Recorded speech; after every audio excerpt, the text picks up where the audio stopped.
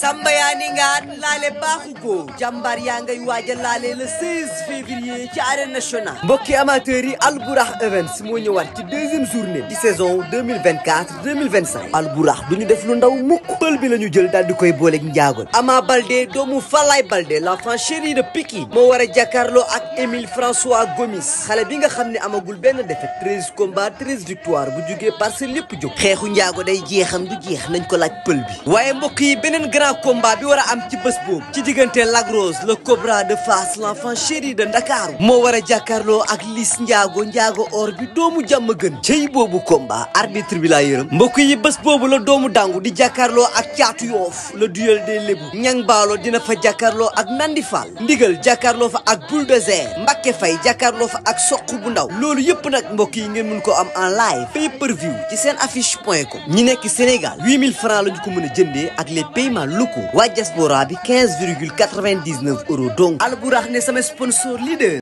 waaw bisimilah alhamdulilahi rabbil alamin maa ngi sant yàlla di julli si Baay Laay alayhi wa salaam di ñaanal xalifatul muslimin sëñ Maam Doudou Makhtar yàlla na fa bàyyi di ñaanal njabootu ahlu bayti rasul góor jigéen mag ak ndaw yàlla leen yàlla fay yàlla leen yàlla taxaw waa njabootu ahlu bayti gërëm nañ ñëpp sant nañ ñëpp si 45e anniversaire de Seydina Limamou Laye muy appelu Seydina Limamou Laye alayhi wa salaam di ñaanal mbokku jullit ñi nga xam ne ñoo fi teew yàlla leen yàlla fay yiw yàlla na leen yàlla taxaw képp ku fi ñëw am fi aajo yàlla na ko yàlla faj amiin ku fi ñëw am tawat yàlla la yàlla fajal tawat amiin waay amiin waaw lu fi waayam rek yàlla na yàlla nangu ñaan yëpp amiin amiin xam nga di nuyu waa kër Serigne Touba Khadim Rasoul ñu ngi leen di nuyu sunu kilifa boobu di sëñ Mountakha Mbacké yàlla na ko fi yàlla bàyyi amiin amiin xam nga waa Tiwaawan sëñ Mbaye Sy Mansour sëñ Babacar Sy Mansour yàlla na ko fi yàlla bàyyi amiin amiin cene ba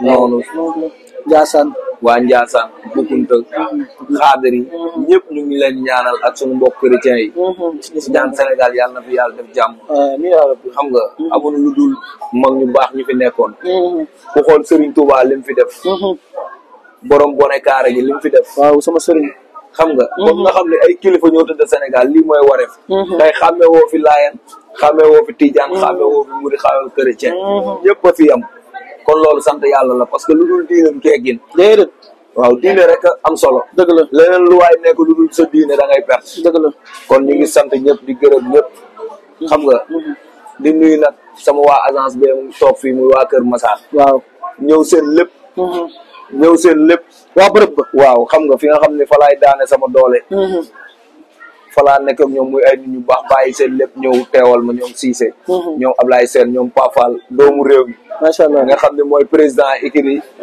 Guédiawaye mbooloo ñu ngi koy gërëm madame Mbacké xam nga ñu ngi koy gërëm di gërëm Amath Souma ay nit ñu baax lan boo gisee ñuy toog fii tamit muy waa Parcelles inde 3 inde 4 muy xale yu am jom nit ñu baax bàyyi seen lépp ma aye ñu ñëw teewal ma ñooñu aw ma seen fay ñoom Xaadim a ngi nii muy champion te booy bi da ngeen ko war a jàppale xam nga champion la Xaadim war ngeen ko jël wax ak moom parce que dafa war a am combat bëre dafa am xale yu bari topp si ginnaawam waa Parcelles 1 ba 26 ñu si ginnaawam surtout inde 4 ak inde 3 xam nga dañ ko war a jàppale macha allah booy wax chaque jour di wax si Parcelles buñ amoon jom nan waxal moom lañ dëkkal nañ ko taal wax ak moom xam nga nit ki nga dëkkal ngay njariñam mais di njariñ pour bës su lu amul solo dañ ko war a jàppale booy Xaadim xam nga bu baax la suñu copain bi tamit di doomu yaay Tafa Mbër combat base bu Tafa Mbër licence si moom yëpp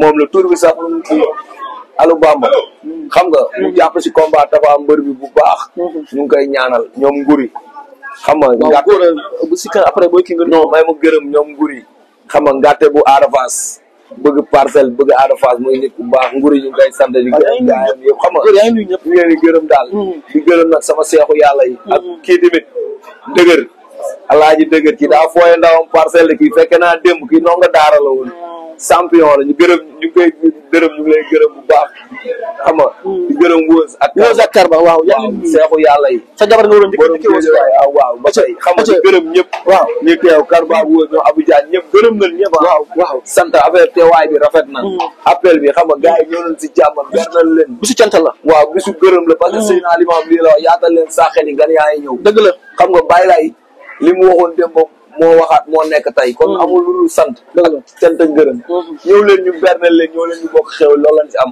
ñun luñ liggéey fii lañ koy bàyyi si at bi lii mooy sunu lépp ñu ngi leen di gërëm nag Aziz Ndiaye Alé Ndiaye ak Baye Ndiaye waaw bu mbir mi amee mën nga njëkk a woo yaa waaw ñoom doon jël seen alal bis bi jot appel ñu dem teral Serigne si teral ma manit macha allah kon ñu ngi gërëm Aziz Ndiaye ak Baye Ndiaye am seen fay parce que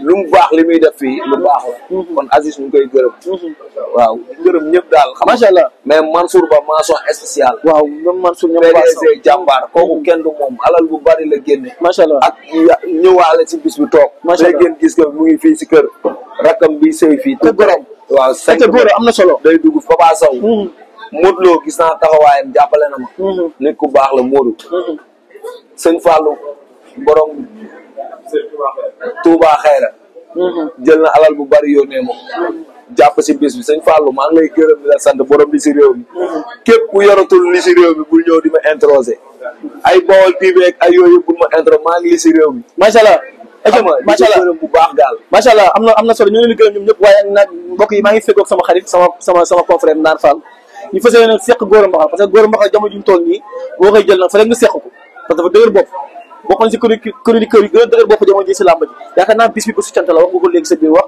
diggante daaw ak ren yokkute am ban yokkute nga jot a gis yokkute bu rëy mooy xaalis di xéewal bërëb yi doon liggéey yokku na xaalis bi yokku na suñu gëm yàlla gën na yokk ak succès bi billaay wala non loolu succès du dara affaire àdduna la da ngay doxee succès léegi non man bi ma juddoo laa am succès barki Seydina Limamou léegi man dafa raw billaay wallaay taalaay man lii du dara ci man gars yi ma xamul ñooy commentaire wala ñooy wax mais man lii du dara ci man lii dama ko miis amaana nag ku xamul rek moo xamul mais xam nga tamit sant yàlla la quoi yokkute la parce que boo demee ba nit ñi di wax ci yow sant la ku yokku bëri noonu dëgg la kon sant la man yokku naa xam nga sant yàlla la quoi sax dëgg yàlla waaw sëñ yaa ma gën a xam macha allah ñun lan nga wax ñu ñëw si bërëb bi parce que yaakaar naa bërëb bi mel nii nit defaroon na fi waaye nit yàqoon na fi pour nga defaru yan sàrt la laaj mooy li dëkk bi laaj rek nga nekk si bis bi li mu laaj mooy njub ak saxal sa borom rek parce que xam nga yàlla moo fi ne ak yeneen ci bi Seydina Limamou alayhi wa salaam ku si nekk ku ne si dëgg jaru ngay tiit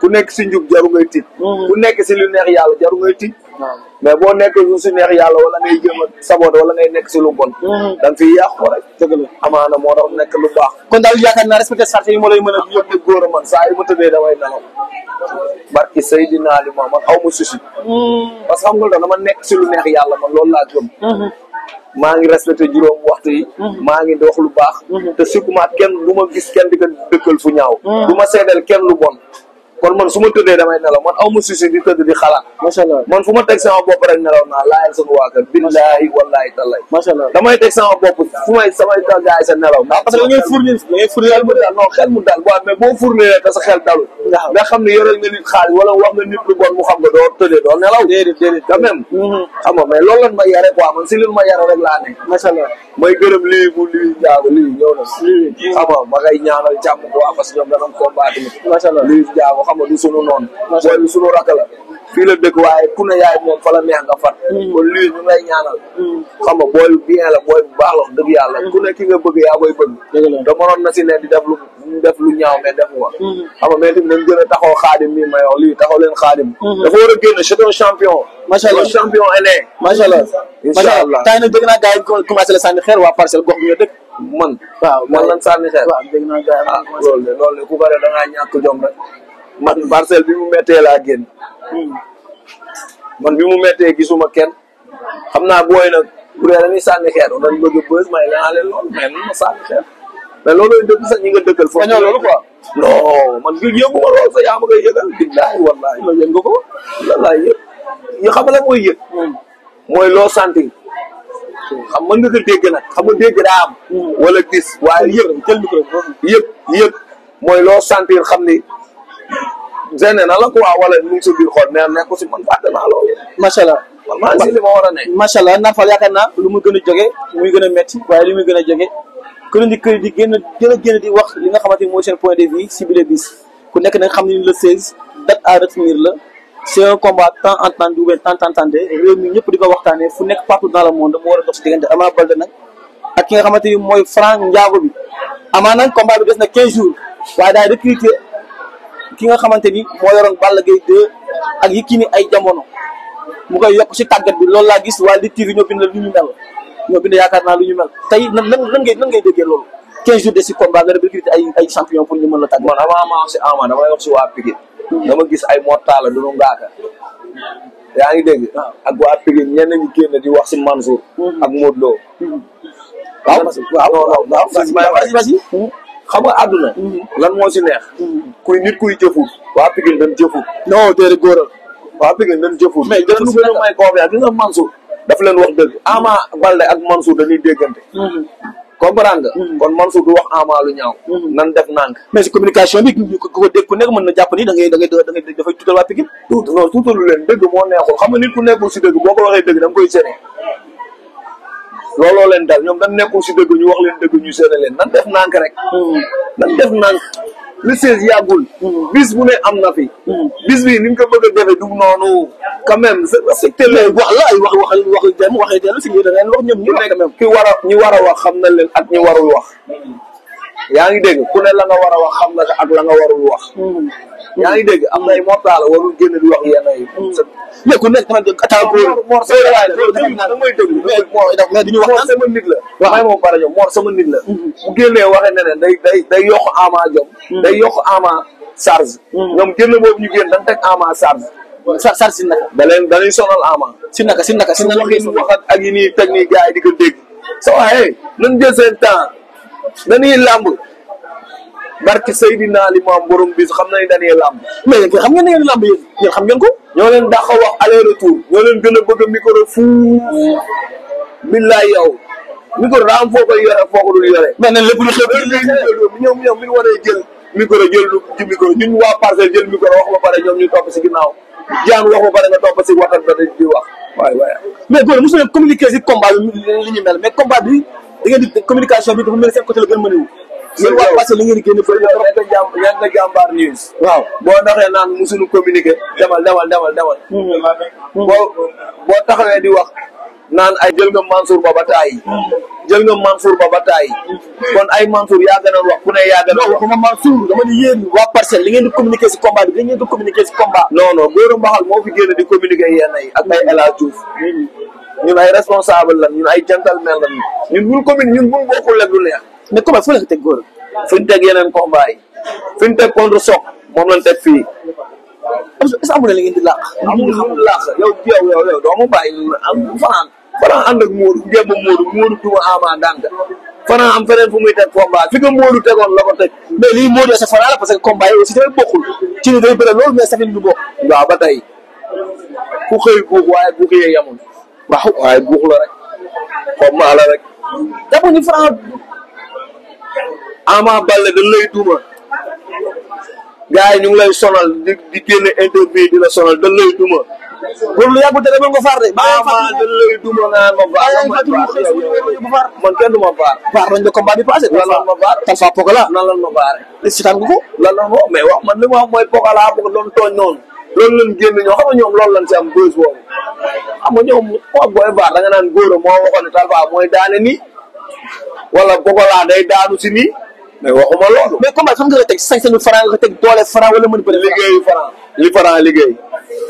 kase. Serigne coow li bari na. xam nga Ama Baldé bu pare. comme gars yi di wax nag Ama Baldé dafa pare cette fois ci te Ama Baldé bu pare yaakaar naa combat bi yomb. Serigne oto bu paan moteur bu la réparatee doo nekk comme ni nga nekkoon commencement. kan moo paan moteur foofu. Ama Baldé.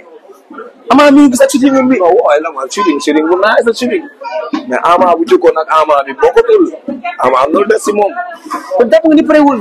non waxuma parewul de. mais boo jël ay année lekk xaalisam nga naan parewul doo bàyyi li nga wax. mais yaa ni Ama bu woon ak Ama bi bokkul kon ça veut dire que am na lu manqué ko. am quoi manqué taxul nga bañ a pare am na lu des.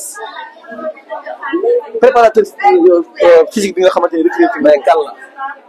tudduma tur kenn. non boo ko xamee. waaw man dama xam ay préparateur yoo xam dana am mental bu baax. te mu yor Balla Gaye jamono ji. bon bu dee kooku ku yoroon Balla Gaye la ñu wax ak ku yoroon kii loolu du ma si tontu. parce que xam nga ku yoroon. waaw man su ma si duggee damay dugg si pièce. du ma dugg si pièce. mais xam naa Balla Gaye mu yor benn préparateur bu baax. boo xam kooku sa mental lay jëkk defar ama mental am mu ngi ko defut si combat bi du daan te du sax daan. ñaata waxal si loolu. non si. ama si dafa wàcc si bàmmeelu papam. man du ma wax si ay waatu bàmmeel loolu moom franc respecté na dama respecté way daw. non dafa waat laa wax moom dafa waat parce que kon am na fu mu teg combat bi te bëgg na combat bi ñu mel. ama bi muy bëreeg Modou Lo waatul. waat na. bi muy bëreeg nees waatul. bëri na ñu ma waatal. kon yàlla waat ñëpp waat nag. waatu dara meen loolu sonalu meen loolu du dara loolu du fee. parce que góor xam nga importance su combat bi dëgg-dëgg parce que góor bu ñu dindee waxu far ñu analyser en tant que chroniqueur làmb ngay analyser est-ce que xam nga importance bu combat bi am. waaw Franc jëpp gañe. mais xam nga lu tax importance ma teg ko fii ma ko teg. man damay jàkkaarloo Franc chaque jour muy bëre di entraînement bëgg combat bi. ma xam fi mu ko jaral ma xam ne bu dee liggéey rek ay maye. barki Seydina Limam borom bis ma xam ne Franc day daan Ama foofu laa ko teg liggéey bu dee dafa am leneen nag lu làmb lu dul liggéey. waaw toog di nelaw fayeeku bu dee am na si làmb wax leen ma. mais gars yi nee na nga daloon Ama dañuy bëri moo tax moo daan Ama mais léegi ci jamono ji nee na Parcelles ànd bi xaw na des. waaw dañu naan moom Parcelles saa moom naaru kii moo fa am tiiraay naar waxoon fi dara. mais la ma tax waxul dara question la la posé. waa Pékin da nga gis Eumeu Sène ànd ak Franc di contact si lan. te seen biir comme yow du gën a attaqué la. waaw. combat bi ñenn ñi nee nañ ànd ak Franc non parce que Sa Touba du ñu àggal si kii bi rek parce que Sa Touba wax na. Sa Touba nit ku baax la. waaw Sa Touba yéenay ne fii di wax ak ñenn ñi di ko dugal mais Sa Touba waxul lu. yéen ñan ak ñan ñoo koy dugal. yéen ñi wax yéen a fi tudd turam. waaw mais Sa Touba daa bokk parcelle. Sa Touba daa bokk parcelle.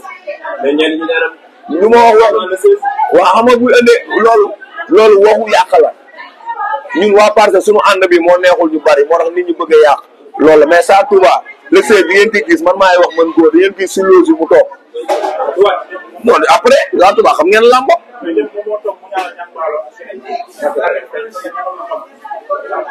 bu ñaanalee ñang baalo ñaanal Mbacke Faye loolu dëggu aaroon la mooy ñaanal naa Franc waaw mais xam nga tey ñooñu ñoo dem seeti ga yaa ngi dégg waxtaan ak moom comprendre nga ñooñu la dem seeti waxtaan ak ñu seetante ñoom ñoo amal lu seet Franc am na ñu mu daan àndal avant lamb avant Sa Touba bu àndul ak Sa Touba wàññiwul dara te moog Sa Touba benn lan xam nga Sa nit ku baax la nit ñi ñoo koy diaboliser parce que bëgg buzz moo tax ñuy diaboliser Sa Touba ak waa Parcelles Sa Touba amul ak ñun problème Sa Touba démb déggante na mu nekk Touba comprendre nga da man yàlla moo ma dogal lépp lu nit di wax Parcelles te jaaroo si man waxoo nga nit lu gaay wax nee na mën na saa ama boo demee bay jëri Sa Touba gëmoo sa bopp amee lamb rek Sa Touba lay liggéey. Sa Touba Franc lay jàppale Parcelles lay jàppale nga teg ko fan. si lu leer yéen preuve yi pièce mais attends yéen preuve yi papa ba ngay génn li muy Franc li muy def ak preuve ma ngay d'après li ma di fi jot am yëpp. Serigne on sort de Sa Touba waaye s'il vous plaît nañ génn Sa Touba mais actualité la lamb la rek. loolu lamb la parce que li ngeen wax tontu naa la si mais li ngeen bëgg mooy cabaxal ma man kenn du ma dugal si biir Sa Touba si ñun la bokk mais ma toog booy saa yoo waxee rek damay gis ni da ngay victimiser wu quoi genre da nga maanaam da nga teg combat bi peut-être fu nit ñi xamul wala dafa am na nga c'est-à-dire combat bi nit ñi xamul wala lan la. loolu am na si à tout moment da ngay victimiser. xam nga mu am loolu. waaw xam nga mu am loolu. waa Pikine suñuy beñe la suñuy noof la. billaahi wallaahi. Pikine nii. waa Pikine suñuy noof la. naar li mu wax la de. waa Pikine suñuy déggoo man la suñuy poulet entier la bu nu neexee déggoo ma ne si laaf bi la ñuy commencé bu nu neexee si mos. déggoo ma ne bu neexee si gàdda gi xam nga gàdda gi. sa loos ba. non non gàdda mooy si ginnaaw gi. ah kon bi dafa daan. suñuy noof lan. tey nga yéen a siwul. ñoom li tax ñuy talaxu nii lii lañ si am. billaay yaa si poulet la. est-ce que Franc noonu la ñemee Ama. Franc déggoo may la Franc bu ñemewoon Ama ñu ray ko. ah arène nationale gis nañ la fa xew gis nañ la fa xew. yéen journaliste yi Franc ngeen faral kii ngeen faral Ama lu leen xam nañ leen yow ñu jël sama si méthode bi nga nekk wax dara de góor le 16 góor jël sa méthode bi nga nekk bis bu yàlla mayee ndam man maa leen di fekk fi journaliste toog yëpp na leen wax benn baat bu leen neex xam naa yéen xamee naa leen de ko fa baat bu toll journaliste yëpp xamee naa leen ko fa baat bu toll loolu ngeen jël si ma jël si déggoo ko naa moom Ama ñëpp a nga xam naar moom Ama Baldé wuy ma góor déggoo ma ne góor wuy ma nañu canaliser waxtaan bi xam nga si cadre professionnel xam nga ñu bàyyi yi ngay def dañuy tooñ rek nit mën na koy gis ni jàppale dañuy neexal ay Ama lañ fa Ama fo naar mii Assane Ndiaye la faral mooy patron am Serigne man mii Serigne Fallou Seck mii laa doon question waaw mu la woon question da ngay génn si gàmm yi génnuma peut être macha Allah bu ñu tey ñoom ñaar ñu xeex parce que ñu bëri dañ ni bu ñu xeexee avantage bi Ama waaw dégg naa bu ñu xeexee Franc mën na yooru te ñaar ñi nga xamante dañuy tajee bu ñu tajee seen combat lu ñu ci mën a Ama Baldé man góor a waxal maa lay ñaan xeexalal Franc billahi wallahi ak waxtu bi xeexalal Franc maa la koy ñaan dama la koy dagaan Ama di la koy ñaan si bis bii dimbali ma ngir yàlla xeexalal Franc góor micro bi doo jaar ne te mu ak Franc ba Franc dóor ko dóor droit Franc loxo yee gaaw sa taf daa ne wur na ma mën na am de waaye bàyyi waaye woon yéen seet ngeen chroniqueur yi am na benn ay chroniqueur yoo xam dem na ba seen micro doxatul amatul 5 fii ñu dem doon ni léegi sëriñ leen loolu ngeen di bàyyi ay kii nee na kat ak ñun chroniqueur la bari na ku xam lii xew suba yàlla rek a xam lii xew suba man xaw ma lii xew suba damay ñaan Franc daan man loolu laa gëm mais chroniqueur moo fi tee téléphone jékki-jékki ñi moom sëriñ la bari na non man xaw ma du ma si may kenn doy man du ma tudd turu kenn naa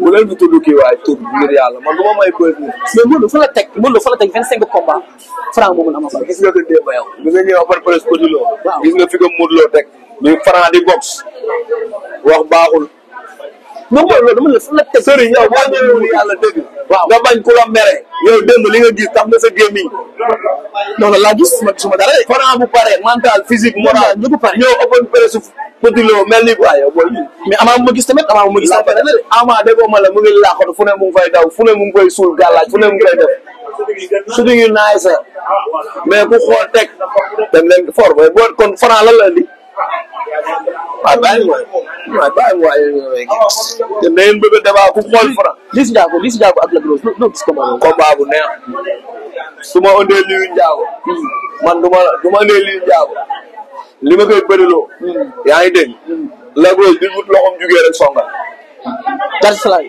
bis bu loxo Lac Rose jugee Liss Ndiago dugal falan yi Abou Sefa ni très bien Lac non man doo ma jël de Abou doo ma jël Abou doo ma jël Abou doo ma jël Abou doo ma jël Abou doo ma jël Abou doo ma jël Abou doo ma jël seet ko pare yàq na sa gars léegi sama nijaay daan Franc Abou le 16 sama nijaay daan Franc yàlla sa domicile ngay def non sama xarit la ñu jàmbur ñu bëgg naa ay non tey ma la moo tey la moo tey ki woote ku mu woo nga ñëw wala ni booy wax français nga ma la ñu kër jàmbur la ñu bëgg ci booy passé bi ko baax la parce que tey bu bëra ne ñun bëgg xam ne yaatu na waaw mais dem ñu kër kenn fi ñu jubal ci dëgg la kon lamb na nga xam ne yëpp soo bi sa bu tee walaay dëgg la ñun bi yëppale moo gën lamb walaay dëgg la bu foog boppam bu foog ci bi dëgg la Ama bu amee këram la ñëw Franc amee këram la ñëw mais rek ñii dañu la war a fay parce que yi jaay la dëgg la bu góor a waxee Abou Sefa wax fa ne keneen wax fa ne waaw moom nañ ko jox moom dañ ko war a jàppale waaw moom dañ ko war a jàppale yaa ngi dégg kii bu fekkoon dafa bon du ma ñëw waaw xoolal caméra bu doon góor dafa bon war am nu mel waaw man du ma teg sama tànk xam nga dama yegg sama essence wër fii yëpp fu ne ma jaar waaw man leen kër góor a laa jëm kon lamb mbiru àdduna fi la yem mais dalaa jëw léegi sa ginnaaw li ñu boole dafa rëy mais dalaa jëw léegi mais bu tey di ñu boole tey fii ñëpp mais dalaa jëw léegi lan la may jëwee nee na Ama pareewul waaw Ama pare waaw ba le 16. pare waaw le 16 damay wax na ci dee. Ama mi ngi gis pare na surtout ñu génn pare na. yéen a xam ne yow xoolal caméra yi man xaw ma te ba ma dugal yaa góor a maxal mii. góor a ndaanaan la. waaw mbër pare na am na doole Franc. mbër la mbër waate la. maa ngi lay jox ñu jaar. ci keneen bu Ama. joxal ñi. dayoo bu mel ne.